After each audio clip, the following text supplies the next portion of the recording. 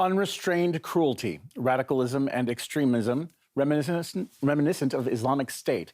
That's Russia's reaction to a Ukrainian propaganda video calling for the killing of Russian soldiers and being circulated on social media. The video depicts a woman in a field slitting a Russian soldier's throat with a sickle in a style resembling that of the terrorist group Islamic State. These are screenshots, as you cannot show the complete footage because of its extremist content. The video makes its threats against Russian soldiers in the Ukrainian language with English subtitles. Russia has begun a criminal investigation into the matter. It is not the first time that anti-Russian statements have turned gruesome in Ukraine. A TV presenter earlier called for murdering Russian children, saying he agreed with Hitler's henchman, Adolf Eichmann's statement that even an enemy's kids should be killed. And a Ukrainian doctor who heads a mobile hospital organization said Russian soldiers should be castrated. Both of them later backtracked following a public outrage.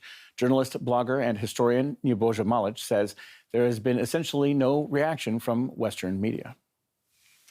What struck me about it is not, and this is going to sound weird, but it's not that somebody in Ukraine might make this, because I've seen some really horrible stuff coming out of there over the past 10 years, but that nobody in the Western media, no one at all, even questioned it, even said, wait a minute, guys, this is problematic, this is bad. No, the bad look. No, nobody said anything about it.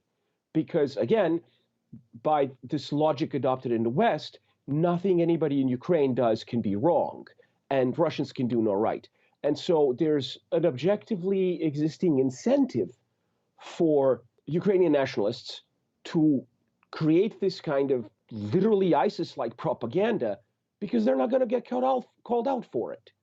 Nobody in the West, nobody in their allies and sponsors is actually going to mind. And that's why they're doing it. And maybe they feel they've gone a little too far this time.